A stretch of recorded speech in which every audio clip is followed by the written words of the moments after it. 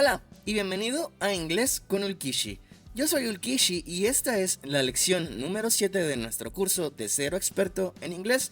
En esta lección veremos principalmente el uso correcto de el presente progresivo o presente continuo en inglés. En la descripción encontrarás los marcadores para ver el inicio de los temas en la clase. Sin más, vamos a comenzar entonces con el vocabulario del día de hoy. To put, poner. To put, poner. Perfecto. To wash, lavar o lavarse. To wash, lavar o lavarse. To wait for, esperar a. To wait for, esperar a. El verbo to wait es esperar, pero cuando usamos to wait for es esperar a, ya sea a alguien, a algo o a que algo ocurra. To wait for. Luego tenemos to study, estudiar. To study, estudiar. Observa que puse entre paréntesis to study con a, pero no es precisamente el sonido de una a el que debes hacer. Pon tu boca como si fueras a decir la a y termina diciendo una o y verás que sale un sonido entre los dos, entre a y o. Study, study. Perfecto. Continuamos con to learn, aprender. To learn, aprender. Y seguimos con that, que significa que. That, que. En la clase pasada vimos que that también nos sirve para señalar algo que está lejos de nosotros. Sin embargo, este that significa que. No los confundas, ¿vale? Si bien son la misma palabra, tiene diferentes usos. En este caso es que. Pero no es un que de preguntar, es un que como cuando alguien dice, ella dijo que, ese that, ¿de acuerdo? Muy bien, sigamos con but, pero o si no, but, pero o si no. Quiero que notes igualmente que puse una a como bat, pero bat es murciélago en inglés. Así que al igual que en study, debes de poner tu boca como si fueras a decir una a y pronunciar una o. But. Entonces suena una mezcla entre las dos. Tampoco digas but, porque esa es otra palabra que de hecho significa trasero. Entonces es muy importante la pronunciación de but. But. Muy bien. Sigamos con when. ¿Cuándo? When. ¿Cuándo? Why. ¿Por qué? Why. ¿Por qué? Why lo utilizaremos cuando queremos preguntar el por qué. Y para responder utilizaremos because. ¿Por qué? Because. ¿Por qué? Why es para preguntar y because es para responder. Muy bien. Now. Ahora. Now. Ahora. What. ¿Qué? O lo que. What. ¿Qué? O lo que. Ahora sí, este what lo utilizamos para preguntar o para decir lo que. ¿De acuerdo? Es diferente al that que vimos anteriormente. Early. Temprano. Early. Temprano. Y su contraparte sería late. Tarde. Late. Tarde. Y después tenemos family. Familia. Family. Familia. Perfecto. Para después decir parents. Padres. Parents. Padres. Esto se refiere a ambos. A papá y a mamá. A los dos, ¿vale? Parents. Y se traduce como padres. No quiere decir que los dos son hombres, sino que son mamá y papá. Muy bien. Y sigamos con child. Niño o niña o hijo o hija. Child. Child, niño o niña, hijo o hija. Y luego el plural no es childs, el plural es children, niños o niñas o hijos. Children, niños o niñas o hijos. Perfecto, sigamos con garage, taller o garage también en español. Garage, taller o garage en español también. Y factory, fábrica, factory, fábrica. Mira que es como con CH, factory, factory. Perfecto. Esta pronunciación es importante ya que no es factory, ¿ok? Es factory. Por eso puse la CH ahí. Ahora continuemos con los modismos y para preguntar a qué hora es what time, what time, what time. Muy bien, podemos continuar con to. Mira que se escribe como también y se pronuncia to. Sin embargo, es demasiado. Y cuando decimos to, siempre después tenemos que utilizar algún adjetivo o un adverbio. Es decir, un adjetivo que modifica el verbo. Ese es un adverbio, ¿ok? Por ejemplo, too big, demasiado grande.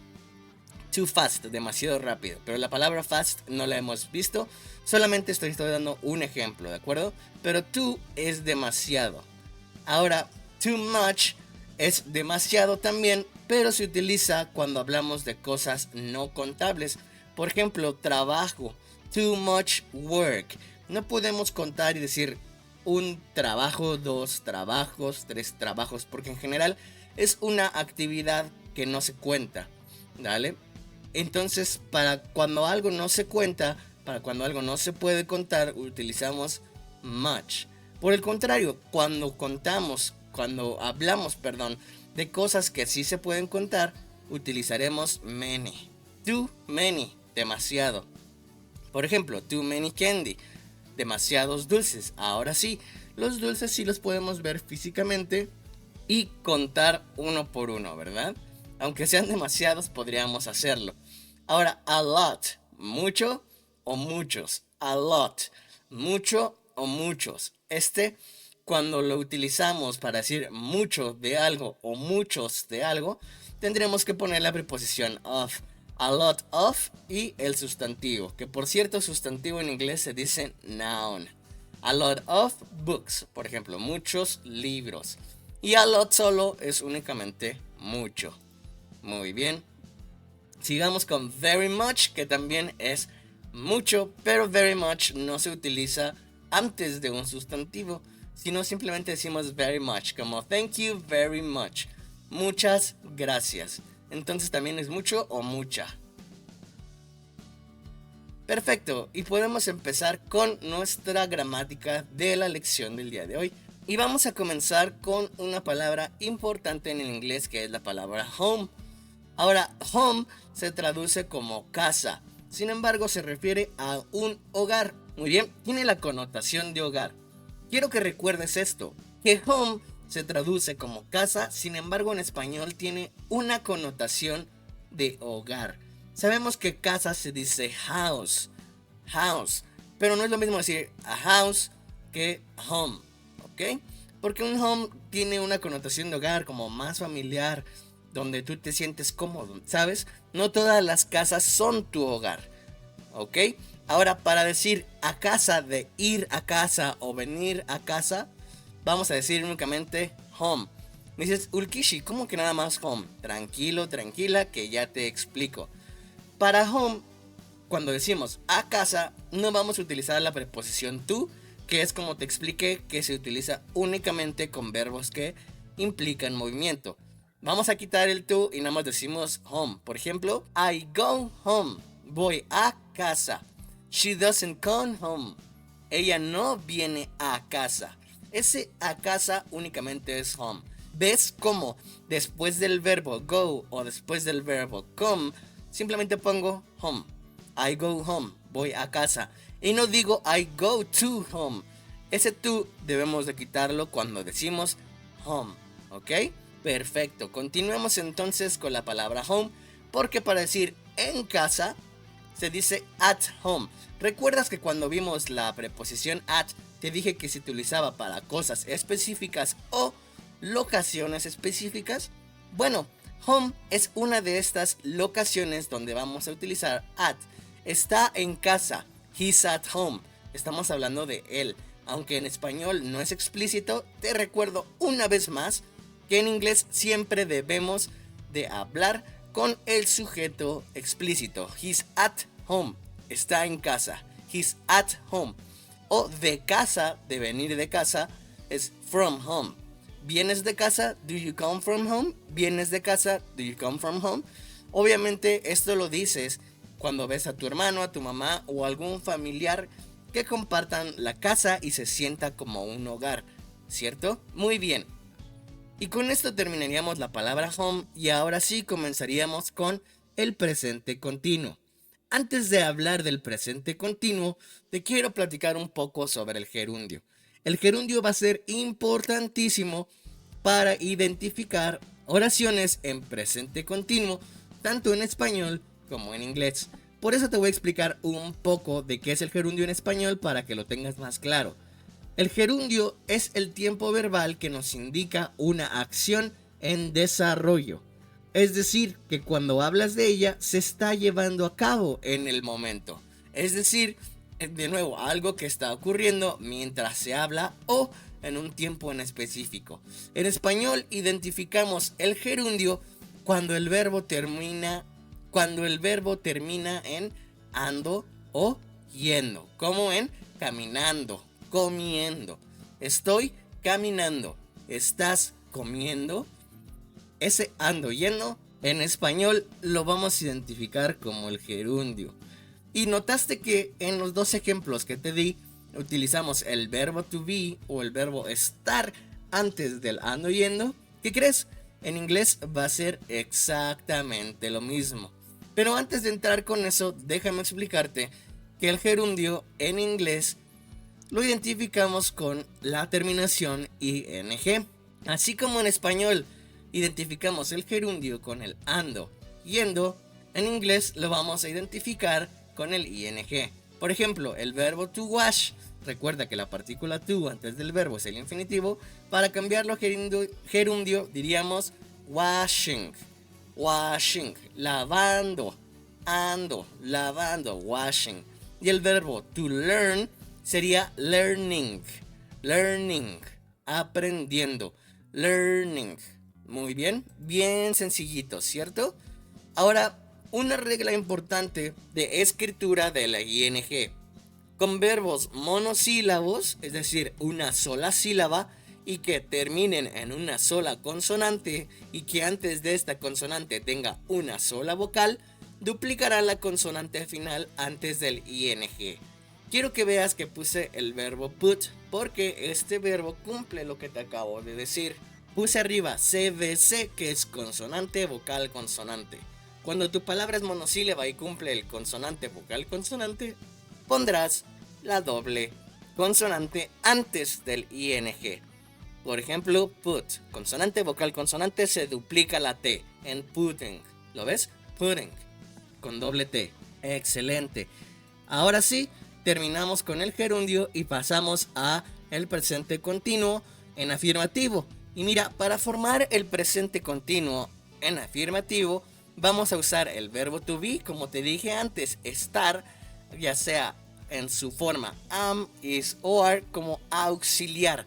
Por eso te lo pongo en rosita, porque hasta el momento he utilizado los auxiliares de este color.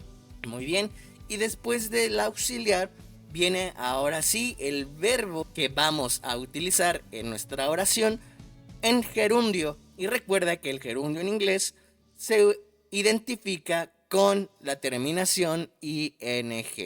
Entonces nuestra fórmula queda sujeto, am, is, are, más el verbo ing, más el complemento. En español las vas a identificar porque tienes el sujeto más el está o están, que es el verbo to be en inglés, más el verbo ando y yendo, luego sí el complemento. Te pongo un ejemplo. En el sujeto sería I, el verbo to be am, y luego reading, y el complemento a book. Ahora, antes de traducir la oración, quiero que sepas que también es posible utilizar la contracción afirmativa del verbo to be. Por ejemplo, de I am podemos pasar a I'm. Y en lugar de decir I am reading a book, puedo decir I'm reading a book. Las dos oraciones son igual de válidas y significan exactamente lo mismo. Yo estoy leyendo un libro o simplemente estoy leyendo un libro. Recuerda que en español sí podemos omitir el sujeto, que en inglés no podemos. Muy bien. Ahora, para negar en el presente continuo, es bien facilote. Si ya sabes y dominas a la perfección el verbo to be en cómo negarlo, vas a saber bien fácil cómo negar en el presente continuo, ya que hay que poner la partícula not después de nuestro auxiliar. Y nuestro auxiliar dijimos que es nada más y nada menos que el verbo to be. Entonces ponemos la partícula not después del verbo to be y después de nuevo el verbo de nuestra oración deberá estar en ing. Por lo que en la fórmula de nuestras oraciones en negativo quedaría como el sujeto más el verbo to be, ya sea am, is o are, más la partícula not, más el verbo ing, más el complemento, que su equivalente en español es nuestro sujeto, más el no, que cambia de lugar, está o están, más el verbo ando yendo, más el complemento. ¿Sí? En español decimos ella no está comiendo en la casa, ¿verdad? No decimos ella está comiendo, no, ¿verdad? Decimos primero no está comiendo. Por eso el no va antes del está y el están. Y por esta razón también te pongo bien explícito cómo son las oraciones en español para que las identifiques y las puedas traducir correctamente al inglés. Entonces te dejo ahora un ejemplo. De nuevo arriba la fórmula, nuestro sujeto sería we. De nuevo, we utiliza el verbo to be conjugado como are, más la partícula not, más el verbo, que en este caso es study, y vamos a añadirle el ing, studying, y el complemento at home. Y la traducimos como nosotras no estamos estudiando en casa, ¿ok? Nosotras no estamos estudiando en casa. We are not studying at home. We are not studying at home. Ahora también como lo hacíamos en el afirmativo con la contracción afirmativa del verbo to be, también podemos utilizar la contracción negativa del verbo to be, que era cambiar la partícula not por n''t. Entonces la fórmula nos quedaría el sujeto más am, is o are, según sea el caso, con la contracción nt, más el verbo ing, más el complemento. Entonces la oración anterior nos quedaría we aren't studying at home. We aren't studying at home. Nosotras no estamos estudiando en casa. Es exactamente el mismo significado o la misma traducción al español. Lo único que cambió fue la contracción negativa. Excelente, bien sencillo, ¿verdad? Ahora, para preguntar si ya dominas el verbo to be, sabrás lo que hay que hacer. Lo único que tenemos que hacer es cambiar de lugar el auxiliar, que en este caso de nuevo es el verbo to be, con el sujeto de la oración. Si nuestra fórmula en afirmativo es sujeto más verbo to be más ing más complemento, la fórmula en interrogativo nos quedará cambiando de lugar el sujeto con el verbo to be y tendríamos primero el verbo to be am, is o are más el sujeto más el verbo con la terminación ing más el complemento y por supuesto no olvides colocar el signo de interrogación al final de la oración. Bien sencillo, ¿cierto? Y aquí te pongo, como ya sabes, un ejemplo. Utilizaremos a Charlie como nuestro sujeto. Charlie, como es singular, utilizará el verbo to be conjugado como is, por lo que nuestra oración quedaría: Is Charlie living in Mexico? Is Charlie living in Mexico? ¿Está Charlie viviendo en México? ¿Está Charlie viviendo en México? También puedes traducirlo como Carlos, como quieras, ¿vale? Lo que me interesa es que te aprendas la fórmula y más que aprendértela, quiero que veas que este patrón se ha repetido con el verbo to be y con el auxiliar do y does y de nuevo con el verbo to be en presente continuo. Te dije anteriormente que aprenderte este orden te iba a ayudar bastante en el aprendizaje de más tiempos verbales en el inglés. Y así es, todos los tiempos verbales funcionan exactamente igual en el inglés. Muy bien, todos aquellos que tengan un auxiliar. Pero bueno, continuemos con el interrogativo negativo. El interrogativo negativo del presente continuo o presente progresivo, recuerda que lo puedes encontrar de ambas formas, se forma intercambiando la contracción negativa del auxiliar, que en este caso es el verbo to be, con el sujeto. Es decir, isn't y aren't más el sujeto más el verbo en terminación ing más el complemento. Recuerda que am no tiene contracción negativa y la manera en que vamos a formar una oración interrogativa negativa con am es am I not, am I not. Recuerda esto, si no lo recordabas, te sugiero repasar la lección número 1 del verbo to be. Ahora sí, am I not más el verbo en terminación ing más el complemento más nuestro amigo, que nunca debes de olvidar el signo de interrogación. Entonces, ahora sí, pasemos al ejemplo. Tengo la fórmula arriba y el ejemplo abajo. Utilizaremos el sujeto you. You se conjuga con are y su contracción negativa es aren't, por lo que la oración quedaría: Aren't you waiting for your sister at home? Aren't you waiting for your sister at home? El verbo to wait for, recuerda que el verbo es to wait, por lo que el ing se le pone a wait y sería waiting, waiting, ¿ok? Y después el for. Aren't you waiting for your sister at home? ¿No estás tú esperando a tu hermana en casa? ¿No estás tú esperando a tu hermana en casa?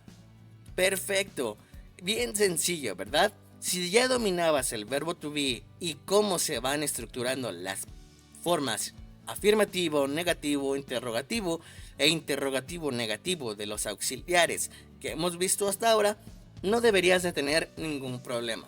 Ahora vayamos con los ejemplos. Te puse una imagen para que entiendas un poco las oraciones que están después. Imagina que hay personas en una oficina trabajando. Llega la chica de camisa roja con el chico de camisa azul y le dice: My brother is saying that you like to work a lot. Su hermano es la persona que está sentada y le dice de nuevo: My brother is saying that you like to work a lot. Mi hermano está diciendo que te gusta trabajar mucho. Quiero que veas que puse de color azul verdoso el vocabulario, que es exactamente el mismo color. Estoy utilizando vocabulario que vimos en esta lección.